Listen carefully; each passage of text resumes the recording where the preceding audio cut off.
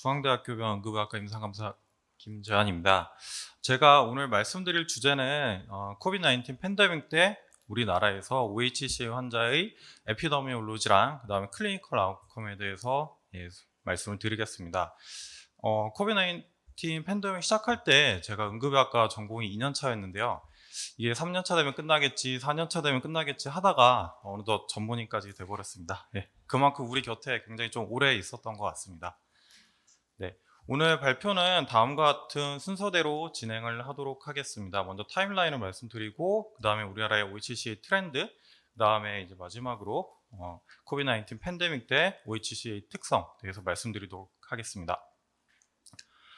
먼저 코비드-19 타임라인이고, 이게 전 세계에 대한 타임라인인데 2019년 12월에 이제 중국의 우한에서 이제 대규모로 이제 폐렴 환자가 발생을 했고 이제 2020년 1월 20일 날 이제 미국에서 이제 첫 환자가 발생하게 됐습니다. 그래서 중국에서 미국까지 넘어갔고 그 다음에 1월 24일 날 프랑스에서 첫 환자가 발생하면서 유럽까지 이제 퍼지는 양상이 보였고요. 결국 이제 3월 11일에 이제 WHO에서는 팬데믹을 선언하게 되었고 그해 10월에는 WHO에서는 전 세계 인구의 한 10%가 감염된 것으로 추정된다. 이런 보고를 내놓았습니다. 그래서 이런 팬데믹에 대응하기 위해서 각 제약회사들이 열심히 연구를 했고 2020년 12월에 영국에서 세계 첫 백신 접종을 시행하게 됩니다.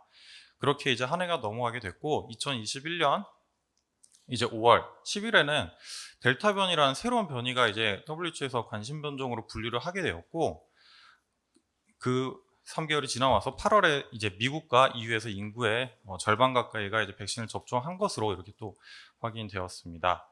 그해 이제 11월 26일 날 이제 오미크론 변이가 이제 다시 관심 변종으로 분류되었고 끝날 것 같다가 다시 또 이제 서지되는 양상을 보였고 2022년 1월 24일에는 이제 미국 보건계량연구소에서는 전 세계 인구의 57%가 감염된 것으로 추정된다. 이런 결과를 내놓았습니다.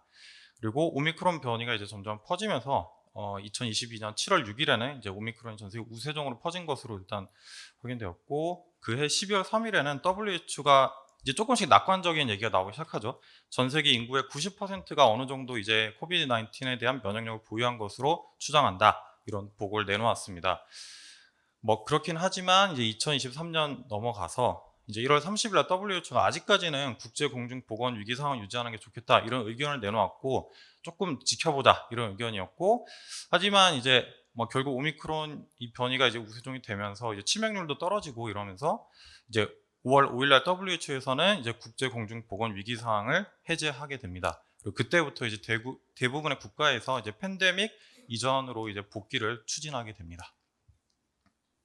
그 다음은 이제 우리나라고요. 우리나라는 2020년 1월 20일 날 이제 중국에서 오신 분이 첫 확진자가 되었고 그때부터 이제 조금 시작하게 돼서 2월에서 5월 이제 대구 경북발 이제 1차 대유행이 시작하게 되었고 그래서 3월 13일에는 이제 대한응급의학회에서 CPR 권고안을 발표하게 됩니다. 그리고 이제 긴 터널이 시작되었죠. 3월 20일 날 사회적 거리두기가 시행되었고 그해 8월에서 10월에는 이제 이태원발이라고 하는데 수도권 위주로 이제 코비드-19 2차 대유행이 시작하게 됩니다. 그래서 이제 한 해가 또 지나갔고 2021년 이제 1월까지 해서 2020년 11월부터 2021년 1월까지 감염 취약시설부터 시작된 3차 대유행이 시작되게 됩니다.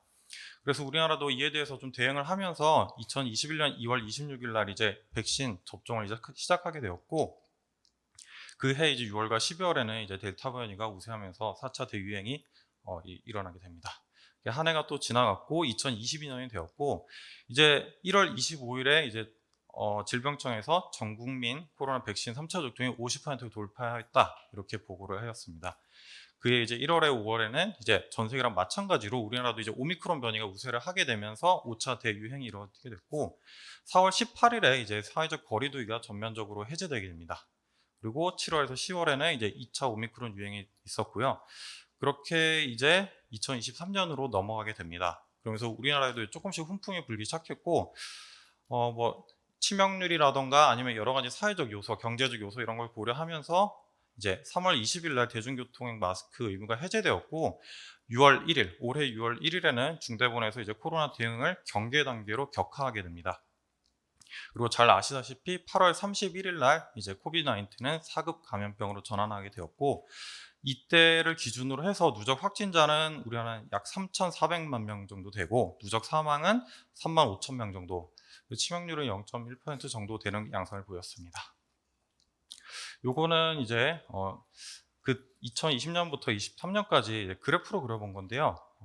100만 명당 코비드 확진자의 뉴 케이스, 그 다음에 100만 명당, 그 다음에 사망자. 그리고 요 파란색이 이제 우리나라고 초록색이 미국인데, 보시다시피 우리나라는 굉장히 컨트롤이 잘 됐습니다. 이때 이제 오미크론 유행 때 이제 확진자가 확 늘고 치명률이 늘긴 했지만, 전반적으로 미국에 비해서는 굉장히 컨트롤이 잘 됐다고 볼 수 있겠습니다. 다음으로 이제 우리나라의 OHC의 트렌드고요. 요거는 이제 OHC 발생 건수고, 보시다시피 2006년부터 해서 조금씩 증가하는 양상을 보이다가, 이때부터 2016년부터는 약간 보합세를 보이다가 본격적으로 코로나가 이제 발발한 2020년, 21년에 이제 사망자가 조금씩 증가하게 되었습니다. 그래서 2022년은 아직 결과가 나오진 않았는데, 상반기 결과를 봤을 때는 17,000명 정도라고 하는데, 단순 계산하면은 올해도 34,000명 정도로 더 늘어날 수도 있을 것 같습니다. 그 다음으로는 이제 단순 계산을 통한 이제 OHC 환자의 생존율이고, 2006년부터 해서 점차적으로 이제 생존율이 굉장히 늘어나고 있었는데요. 보시다시피 거의 8%, 8.7%까지 올라갔었는데, 코비드-19 팬데믹 들어가면서 7%로 떨어지게 되었고, 그 밑에 있는 거는 굿 뉴럴로지 아웃컴이고, CPC 1점과 2점만 가지고 이제 봤을 때는 5%까지 올라갔다가 팬데믹을 겪으면서 다시 4.%로 떨어지게 되었습니다. 2022년 상반기는 서바이벌 레이트가 7.3%, 뉴럴로지 아웃컴은 4.6%라서 마찬가지로 이제 그동안 좋았던 트렌드에서 꺾인 양상을 보일 것으로 예상됩니다. 다음으로 이제 말씀드릴 게 이제 코비드-19 팬데믹 때 OHC 환자의 이제 특성인데요. 요거를 이제 제가 생존 사슬에 맞춰서 조금 정리를 해봤는데요. 생존 사슬은 잘 아시는 개념이겠지만, 심폐소생술을 시행하는, 그러니까 심정지 환자의 예후를 향상시키기 위한 여러 요소들을 이제 사슬로 묶어서 이제 개념화 시킨 건데, 이 생존 사슬의 각 요소들이 유기적으로 연결될 때 이제 예후가 굉장히 좋다, 이렇게 알려져 있습니다. 그래서 제가 여러 요소들을 조금씩 단계별로 나눠봤고, 조금 안 맞는 부분도 있기는 하지만 최대한 맞춰서 좀 준비를 해보았습니다. 먼저 심장 정지의 인지와 구조 요청이고, 보시는 거는 이제 심정지 발생 장소인데요. 요 보시는 왼쪽 상단의 그림은 우리나라의 연구를 메타 분석한 결과인데, 보시다시피 우리나라의 코비드-19 팬데믹 때는 팬데믹 이전에 비해서 가정 내 심정지가 증가된 것을 볼 수 있습니다. 그래서 요 그래프랑 그 다음에 앞으로 계속 똑같은 플롯으로 설명드릴 건데, 이 왼쪽 상단에는 우리나라, 그 다음에 오른쪽에 있는 플롯은 이제 전 세계 연구를 메타 분석한 결과하고 이렇게 같이 비교를 하면서 좀 설명을 드리도록 하겠습니다. 이 오른쪽에 있는 거는 전 세계 연구를 대상으로 메타 분석한 결과이고, 우리나라와 마찬가지로 가정 내 심정지가 증가한 것을 확인할 수 있습니다. 그래서 이에 대해서 조금 생각을 해보았는데, 아무래도 이제 사회적 거리 두기가 되면서 이제 어디 밖에 공공장소보다는 집에 있는 시간이 좀 많아지게 되었고, 그 다음에 이제 환자들이 이제 헬스케어 서비스 이용하는데 좀 두려움, 내가 병원에 갔다 걸리지 않을까, 이런 두려움이 또 어느 정도 영향을 끼쳤을 것으로 보이고, 그 다음에 코비드-19 팬데믹이 이제 결국에는 헬스케어 시스템을 처음에는 굉장히 붕괴시켰죠. 그래서 응급실이 폐쇄되기도 하고, 이제 뺑뺑이, 흔히 하는 우리가 응급실 뺑뺑이랑 이때부터 조금씩 대두되기 시작했는데, 이런 부분이 조금 영향을 끼치지 않았을까 싶습니다. 그 다음에는 이제 EMS 리스폰스 타임이고, EMS 리스폰스 타임은 이제 심정지가 발생해서 그게 신고가 됐고, 그 다음에 EMS가 이제 환자한테 오는 데까지 걸리는 시간으로 정의를 했고요. 왼쪽 상단에 보이는 이제 우리나라 연구를 대상으로 메타 분석한 결과에서는 EMS 리스폰스 타임이 이제 통계적으로 유의하게 증가한 양상을 보이고 있습니다. 마찬가지로 오른쪽에 있는 거는 전 세계 연구를 이제 대상으로 메타 분석한 건데, 여기서도 마찬가지로 이제 EMS 리스폰스 타임이 통계적으로 유의하게 증가한 양상을 볼 수 있습니다. 그래서 이거는 뭐 직관적으로 생각해 볼 수가 있는데, 결과적으로 저희가 코비드-19 팬데믹 때 EMS가 굉장히 힘들었죠. 왜냐하면은 환자들을 이송할 때도 출동할 때도 결국에는 이제 방역에 대해서 신경을 써야 되고, 그다음에 일부 논문에서 봤을 때는 환자를 이송하고, 예전에는 구급대원분들이 환자를 이송하고 돌아오는 과정에 어떤 신고가 있으면 바로 출동할 수 있었지만, 구급차를 방역해야 되기 때문에 결국엔 다시 돌아야 하기 때문에 이런 부분이 결국엔 다 시간으로 반영됐을 가능성이 있습니다. 그리고 이 팬데믹 때 EMS 이송 건수가 굉장히 증가하면서 이런 부분들이 결과적으로 EMS 리스폰스 타임을 증가시키는 데 하나 요인이 되지 않았을까, 이렇게 생각이 듭니다. 그 다음은 EMS 트랜스포트 타임이고요. 이것은 그 심정지 환자가 있는 곳에서 병원까지 이송하는 데 걸리는 시간을 정의를 하였고, 왼쪽에 있는 우리나라 연구를 메타 분석한 결과에서는 EMS 트랜스폴 타임이 통계적으로 유의하게 증가한 것으로 확인되었고, 오른쪽에 있는 거는 이제 뭐 전 세계 연구인데 이 독일 연구를 빼고는 다 우리나라 연구이기 때문에 뭐 큰 의미는 없다고 보이고요. 뭐 결과적으로는 이게 EMS 트랜스포트 타임이 증가를 했는데, 코비드-19 팬데믹 되면서 사회적 거리두기 하면서 로드 트래픽이 감소했는데 그러면 트랜스포트 타임이 감소된 거 아니냐, 이렇게 생각을 해볼 수도 있겠는데, 사실 여기 구급대원분들이 많겠지만 굉장히 팬데믹 때 환자 이송하기 힘들었죠. 왜냐하면 병원에 전화하면은 응급실에 지금 확진자 있어서 수용이 안 된다, 뭐 음압격리실이 없다, 이러면서 굉장히 이송 거부가 많았던 걸로 알고 있습니다. 저도 그 현장에 있었고요. 그래서 결국에는 환자를 이송하는 병원 선정하는데 굉장히 어려움이 있었기 때문에 이런 부분이 반영돼서 트랜스포트 타임이 증가되지 않았나, 이렇게 생각이 듭니다. 그래서 이 자료는 올해 이제 소방청에서 이제 보도 자료로 공개한 자료인데요.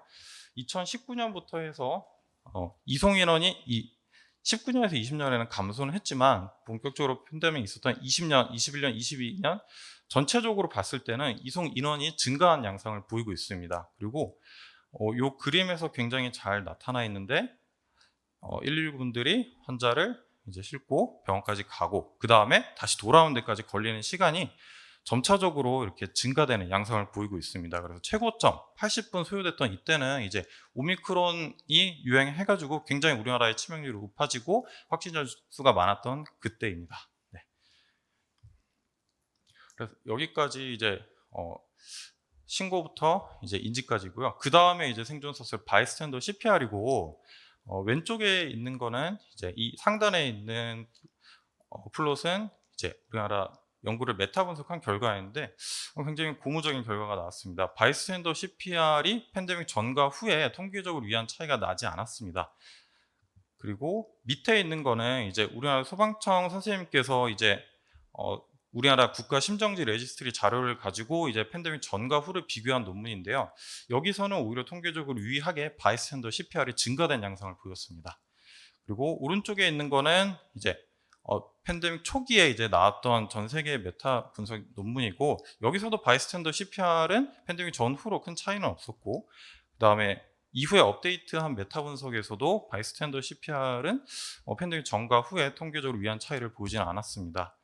그래서 이게 어떻게 보면 직관적으로 생각하면은 환자들이 이 감염에 대한 두려움 때문에 바이스탠더 CPR 좀 감소되지 않았을까 생각해 볼 수 있는데, 여러 연구에서 이게 감소됐다, 그러니까 의지가 감소했다는 뭐 연구도 있지만 아니라는 연구도 있고, 또 다시 생각해 보면은 가정 내 심정지가 증가하면서 바이스탠더 CPR 가족한테는 바이스탠더 CPR에 대한 거부감이 좀 적기 때문에 이런 부분이 좀 반영되지 않았을까 싶기도 하고, 예, 생각해 볼 수가 있고, 그 다음에 우리나라 같은 경우는 이제 전화지도 심폐소생술을 쭉 이어서 잘 하고 있었고, 그 다음에 그동안 우리나라에서 이제 열심히 심폐소생 교육을 하면서 이런 누적 효과가 반영되지 않았나, 이런 생각도 해볼 수가 있겠습니다. 그 다음은 이제 샤커블 리듬이고요. 왼쪽 상단에 있는 우리나라 연구를 메타 분석한 결과에서는 샤커블 리듬은 팬데믹 전후로 통계적으로 유의한 차이를 보이지는 않았고요. 근데 이제 요 왼쪽 하단에 있는 거는 아까 말씀드렸던 소방청 선생님이 연구하신 건데, 여기서는 이제 샤커블 리듬이 조금 감소되는 양상을 보였고, 오른쪽에 있는 이 상단의 이 그림은 이제 팬데믹 초기에 이제 발표되었던 메타 분석 논문인데, 여기서는 이제 샤커블 리듬이 이제 팬데믹 때 좀 감소되었다, 이렇게 보고되었고, 그 이후에 업데이트한 논문에서는 샤커블 리듬이 팬데믹 때 뭐 통계적 유의하게 변화는 없는 것으로 느껴집니다. 그래서 샤커블 리듬은 일관적으로 조금 설명하기는 어려울 것 같고, 근데 코비드-19이 결국에는 호흡성 심정지를 유발하기 때문에 샤커블 리듬이 일반적으로 조금 감소될 것으로 보이긴 하는데, 이런 부분은 조금 더 보완을 해봐야 될 것 같습니다. 그 다음에 이제 AED 사용입니다. 우리나라 연구를 메타 분석한 결과에서는 이제 AED 사용이 통계적으로 팬데믹 때 통계적으로 유의하게 감소한 것으로 나타났고, 오른쪽에 있는 전 세계 연구를 메타 분석한 결과에서도 마찬가지로 AED 사용은 감소된 것으로 나타났습니다. 그래서 여기에 대해서 조금 생각해 볼 수가 있는 게, 결국에는 이 가정 내 심정지가 발생하면서 대부분 이제 AED가 공공장소에 설치되어 있으니까 AED 사용할 기회가 좀 감소됐을 수도 있고, 그 다음에 이 사회적 거리두기 하면서 공공기관이 굉장히 빨리 닫고 그 다음에 접근성이 떨어지면서 이런 부분이 좀 반영되지 않았을까 싶기도 하고요. 여기 지금 이 자리에서 제일 가까운 AED는 여기 사무국에 있고 전시실에 이렇게 하나 있다고 하는데, 만약에 사회적 거리두기로 여기가 닫아버렸으면 이 주변에서 심정지가 발생하면 AED를 적용하지 못했겠죠. 그래서 그런 부분을 생각해 볼 수가 있겠습니다. 그 다음에는 이제 성문이 기도기 사용과 그 다음에 인투베이션이고요. 왼쪽 상단에 있는 거는 우리나라 연구를 메타 분석한 결과인데, 성문이 기도기 사용은 통계적으로 유의한 차이가 나지는 않았고, 인투베이션은 이제 통계적으로 유의하게 팬데믹 때 더 감소된 빈도가 감소된 게 확인되었습니다. 그리고 이 아래에 있는 거는 이제 소방청 선생님의 논문인데, 여기서 봤을 때는 이제 결국 성문이 기도기 사용이 통계적으로 유의하게 증가하였고, 인투베이션이 통계적으로 유의하게 감소한 양상을 보였는데요. 그래서 이 부분이 조금 안 맞아서 생각을 해봤는데, 조 선생님이 쓴 논문을 보면은 이게 결국에는 인투베이션을 감소한 건 맞는데 성문이 기도기 사용 대신에 이제 백벨로 마스크를 사용한 것으로 나타나 있어가지고, 결국에는 이제 백벨로 마스크랑 인투베이션을 같이 고려한다면은 성문이 기도기 사용은 유의하게 증가되지 않았을까, 뭐 이렇게 조금 생각을 해볼 수가 있겠습니다.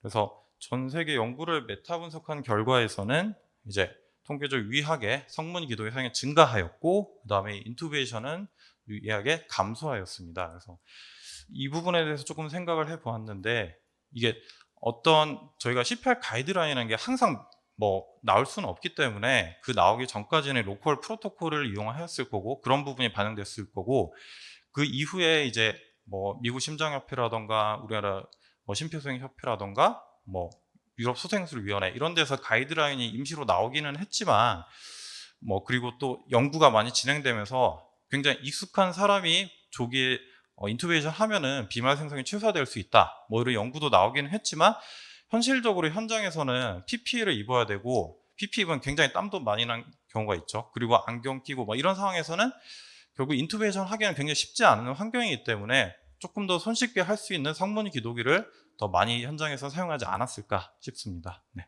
그렇게 생각해 볼 수가 있습니다. 그 다음에는 이제 메카니컬 CPR이고요. 기계식 심폐소생술 장치를 이용한 심폐소생술이고, 좌측 상단에 있는 거는 이제 우리나라 연구를 메타 분석한 결과인데, 사실 뭐 연구가 2개밖에 없어서 메타 분석이 조금 파워가 떨어지기는 하지만 어쨌건 통계적 유의하게 메카니컬 CPR이 증가된 양상을 보이고 있었고, 아래에서 이제 국가 심장정지 레지스트리를 이용한 연구에서는 메카니컬 CPR이 팬데믹 때 더 증가됐다, 이렇게 확인되었습니다. 그리고 오른쪽에 있는 거는 이제 전 세계를 대상으로 한 이제 메타 분석인데요. 여기서는 사실 메카니컬 CPR이 통계적으로 유의한 차이를 보이지는 않았습니다. 그래서 여기에 대해서 조금 생각을 해보았는데, 사실 여러 가이드라인에서 이제 메카니컬 CPR을 뭐 권고하거나 아니면 고려하라. 왜냐하면은 메카니컬 CPR을 함으로써 이제 구조자의 수를 줄일 수가 있고, 이제 디스인펙션에 효과가 있기 때문에 뭐 그런 식으로 이제 권고를 하였지만, 이게 로컬 뭐 프로토콜에 따라 조금 다를 수가 있고, 그 다음에 이게 기계가 어느 정도 보급이 잘 돼야 결국에는 빨리 적용을 할 수 있기 때문에 이런 부분이 좀 이런 부분을 좀 생각해 볼 수가 있겠습니다. 그래서 우리나라 같은 경우는 2014년부터 이제 기계식 심폐소생술 장치가 굉장히 보급이 잘 되었고, 또한 뭐 의료지도 없이 구급대원분들이 사용할 수 있도록 했기 때문에 이런 부분이 결국엔 가이드라인과 이제 맞물리면서 굉장히 메카니컬 CPR이 늘어나지 않았을까, 이렇게 조금 생각을 해봤습니다. 그 다음에는 이제 프리하스피탈 ROSC고요. 요거는 이제 소강청 선생님의 논문이 조금 잘 돼 있어 가지고 요걸 따왔는데, 팬데믹 요 상단의 테이블 1 같은 경우는 팬데믹 전과 후를 비교한 ROSC에서 이제 그냥 일반적인 ROSC가 팬데믹 때 더 감소된 것으로 확인되었고, 아래에 있는 ROSC는 뭐냐면은 이제 목격된 그리고 샤커블 리듬이고 그다음에 카디악 오리진인 거로 생각되는 ROSC고, 이 ROSC도 마찬가지로 이제 팬데믹 때 통계적으로 유의하게 감소된 것처럼 이렇게 확인이 되었습니다. 근데 이 선생님께서 조금 더 분석을 해봤고, 그래서 여러 변수들을 이제 좀 보정을 하면서 이제 로지스틱 회계 분석을 했고, 그 결과로 봤을 때는 두 종류의 ROSC 모두 통계적으로 유의한 차이는 보이지는 않았습니다.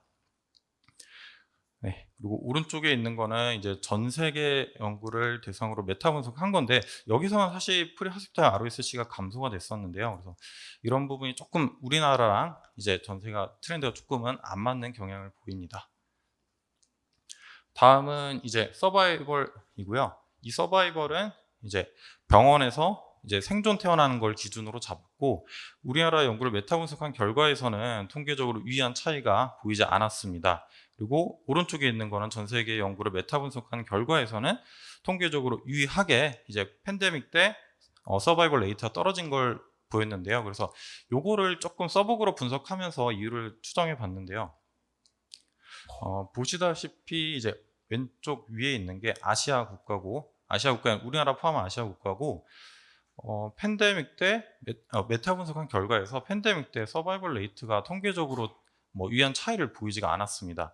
그리고 오른쪽에 있는 건 유럽 국가고, 여기서는 보시다시피 팬데믹 때 통계적으로 유의하게 이제 그 서바이벌 레이트가 떨어진 걸 볼 수가 있었고요. 아래는 이제 미국이고, 미국 연구를 바탕으로 메타 분석했을 때도 이제 팬데믹 때 서바이벌 레이트가 떨어진 걸 볼 수가 있습니다. 그래서 이게 결국에는 이제 코비드 19이라는 것이 이제 직접적인 혹은 간접적인 효과로 결국에는 이제 OHC 환자의 서바이벌 레이트에 영향을 끼칠 텐데, 우리나라나 그밖에 이제 아시아 국가들은 잘 아시다시피 코비드 19 팬데믹에 대한 이제 방역이 굉장히 잘 이루어졌다고 알려져 있습니다. 그래서 이러한 부분들이 결국엔 반영이 돼가지고 서바이벌 레이트가 유럽이나 이제 미국과 다른 결과를 나타내지 않을까, 이렇게 좀 추정을 해볼 수가 있겠습니다. 물론 서바이벌 레이트에 굉장히 많은 요소가 이제 관여를 하기 때문에 단순히 설명하기는 어렵지만, 아무튼 이런 팬데믹의 방지 양상으로 봤을 때는 이런 부분을 한번 고려해 볼 수 있겠습니다. 다음으로는 이제 TTM이고요. TTM에 관한 우리나라 연구는 2개밖에 없어서 메타 분석하기에는 조금 한계점이 있기는 합니다. 근데 어쨌건 통계적으로 팬데믹 전후로 차이는 없었고, 오른쪽에 있는 거는 이제 전 세계 연구를 메타 분석한 결과인데, 마찬가지로 여기에서도 통계적으로 유의한 차이는 나타나진 않았습니다. TTM 같은 경우는 일반적으로 뭔가 이제 에어로졸을 만들거나 그런 술기는 아니기 때문에 의료진들이 환자의 손해와 이득을 고려하였을 때 하는 게 맞다고 생각해서 잘 이루어진 걸로 보여서 아마 통계적으로 유의한 차이가 없지 않았을까 생각이 됩니다. 그 다음에는 이제 뉴럴로직 아웃컴이고요. CPC 1, 2점을 대상으로 했고, 우리나라 연구에서는 팬데믹 전후로 군 뉴럴로직 아웃컴에 통계적으로 유의한 차이가 확인되지 않았고요. 근데 이제 전 세계 연구를 메타 분석했을 때는 이제 군 뉴럴로직 아웃컴이 통계적으로 유의하게 감소한 걸 볼 수 있겠습니다. 그래서 결국 뉴럴로직 아웃컴이라는 것도 어떤 단순한 하나의 요소만 가지고는 설명할 수는 없고, 서바이벌 레이트와 마찬가지죠. 여러 가지 요소가 이제 영향을 줄 텐데, 결국에는 코비드 19에 대한 그런 방역 시스템이 성공적으로 이루어졌기에 우리나라가 이런 부분에 있어서는 뉴럴로직 아웃컴이 통계적 유의한 차이가 나지 않았을까, 일단 이렇게 한번 추론을 해볼 수가 있겠습니다. 네. 근데 여기서 좀 한계점이 있는 게, 보시다시피 2023년 지금까지 이제 코비드 19이 아직까지 이제는 엔데믹이라고 하지만 종식됐다고는 아무도 얘기를 못 하고 있죠. 그런데 이 해당 연구들의 이 대상자는 결국 코비드 19 팬데믹의 초반과 중반에 다 몰려 있습니다. 그래서 제일 마지막까지 반영됐던 연구가 2021년까지고요. 결국 2022년에 우리나라에 오미크론이 결국에는 굉장히 유행했는데 그런 부분이 반영이 안 되기 때문에 이런 부분이 한계점이 있을 수가 있고, 그 다음에 백신에 대한 영향도 이런 그 타임 피리어드 봤을 때는 반영이 되지 않았기 때문에 이런 부분이 한계점이 될 수가 있겠습니다. 그리고 결국에는 아직 끝나지 않았기 때문에 새로운 또 연구 결과가 나타나면은 좀 다른 결론이 나타날 수 있기 때문에 이런 부분은 좀 한계점이라고 생각을 해볼 수가 있겠습니다.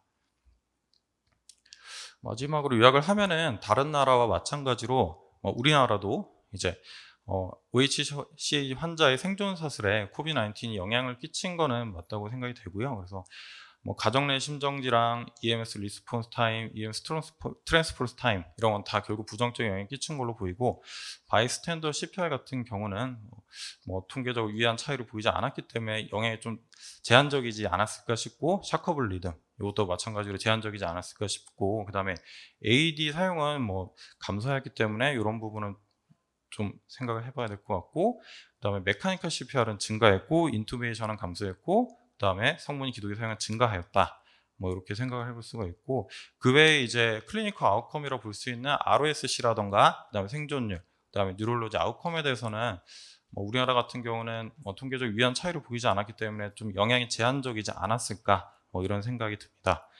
그리고 마지막으로 AED 사용 관련해서 이제 제가 이제 논문을 찾아보다 보니까 일본의 내셔널 와이드 연구가 있었는데, 거기서 보면은 이제 1차 유행, 2차 유행, 3차 유행이 있었는데 1차 유행 때는 AED가 사용이 굉장히 감소하였고 2차 유행과 3차 유행 때는 특별하게 감소한 게 아니다, 그런 결과를 보였습니다. 그래서 저자는 이렇게 얘기를 했는데요.